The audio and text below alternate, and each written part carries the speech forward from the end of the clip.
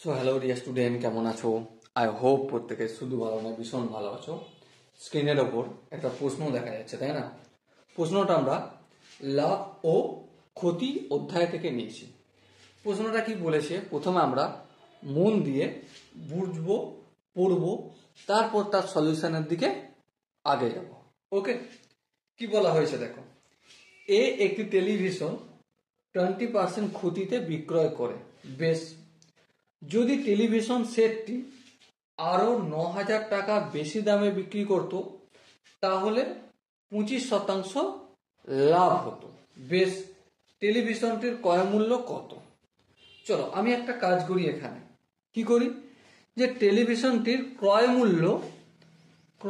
মূল্য ধরে নিই। ক্রয় মূল্য কত ধরে নিচ্ছি? X টাকা। আচ্ছা, এবারে যখন 20% ক্ষতি হয়, 20% যখন ক্ষতি হয়, তখন বিক্রয় মূল্য কত হবে সেটা আমরা জানি। হ্যাঁ জানি। তখন বিক্রয় মূল্য হবে আমাদের X ছিল, হ্যাঁ ক্ষতি হচ্ছে মানে মাইনাস কত কোটি, X এর 20%। এখানটা যদি ক্যালকুলেশন করি আমরা, X মাইনাস X এর চিহ্নটা তুলে দিয়ে ইন্টু 20 লিখবো, আর পার্সেন্টের চিহ্ন তুলে দিয়ে 100 লিখবো। এবার এখানটা যদি ক্যালকুলেশন করি আমরা পাবো 80x/100। আরেকটু যদি ক্যালকুলেশন করি, এই শূন্য কেটে যাবে, পাবো আমরা 4x/5। কারণ দেখো 4 দুগুণে 8 আর 5 দুগুণে 10, 4x/5 টাকা। ওকে, আবার কি বলেছে, যদি টেলিভিশন সেটটি আরো 9,000 টাকা বেশি দামে বিক্রয় করা হতো, তাহলে 25% লাভ হতো। আচ্ছা, টেলিভিশন সেটটি কত টাকায় বিক্রি করেছি? 4x/5 টাকায় বিক্রি করা হয়েছে। কখন? যখন 20% ক্ষতি হচ্ছে। এবার এর সাথেই যখন আমি 9,000 টাকা বেশি অ্যাড করব, তাহলে কত পার্সেন্ট লাভ হবে?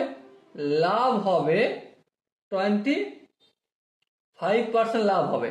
আচ্ছা, 25% লাভ হলে বিক্রয় মূল্য কত? ক্রয় মূল্য ধরেছিলাম X, হ্যাঁ, তাহলে বিক্রয় মূল্য হবে X প্লাস X এর 25%। এবার এখানটা যদি ক্যালকুলেশন করি আমরা কি পাবো? 125x/100। আই হোপ তোমরা এখানটা করতে পারবে, ধরে নিয়ে আমি করলাম। আর 125x/100 মানে 5x/4। ওকে, এবার একটা কথা বলো, কথাটা কি? যখন আমি 4x/5 প্লাস 900 টাকা অ্যাড করছি, তখন তো 25% এই টাকায় বিক্রি করছি, তখন 25% লাভ হচ্ছে, হ্যাঁ। আবার তখনই বিক্রয় মূল্য এটা হচ্ছে, হ্যাঁ। তাহলে এই দুটোকে আমরা ইকুয়েট বলতে পারি, অবভিয়াসলি এই দুটোকে ইকুয়েট বলতে পারি। চলো লিখে দাও, 4x/5 plus 9,000 equal to 5x/4। So 9,000 লিখলাম, আর এখানে 5x/4, আর এখানে 4x/5 অপোজিট দিকে নিয়ে গেলে মাইনাস 4x/5 করব। 4 আর 5 এর এলসিএম নিলে 20 হয়, 20 কে 4 দিয়ে ভাগ করলে 5, 5 কে 5x দিয়ে গুণ করলে 25x, মাইনাস 20 কে 5 দিয়ে ভাগ করলে 4, 4 কে 4x দিয়ে গুণ করলে 4 4 16x। আর একটু যদি ক্যালকুলেশন করি, 25x থেকে 16x বিয়োগ করলে 9x, আর এখানে 20, আর এদিকে তো তোমার 9,000 রয়েছে, এটা তো লিখেই যেতে হবে। ঠিক আছে, এবার দেখো 9,000 যেমন আছে তেমন থাকলো, 20টা এদিকে ভাগের আকারে আছে, অপোজিট দিকে পাঠালে গুণের আকার হয়ে যাবে।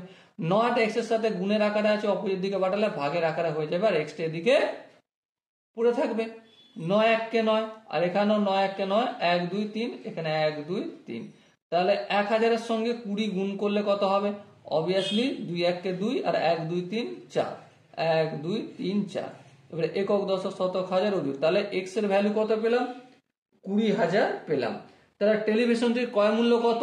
আমরা টেলিভিশনের ক্রয় মূল্য ধরেছিলাম X টাকা। দেখো X এর ভ্যালু কত বের করেছি আমি? 20,000 টাকা বের হয়েছে।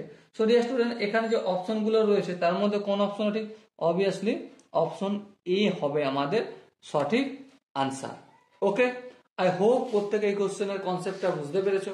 যদি কারো কোনো জায়গায় কনসেপ্ট বুঝতে অসুবিধা থাকে, ডাউট থাকে, কনফিউশন থাকে, কি করতে হবে? কমেন্ট সেকশন আছে, কমেন্টে অবশ্যই জানাতে হবে। ওকে, সো ডিয়ার স্টুডেন্ট, দেখা হচ্ছে নেক্সট ভিডিওতে। ততক্ষণ পর্যন্ত ভালো থেকো, সুস্থ থাকো এবং জয় হিন্দ।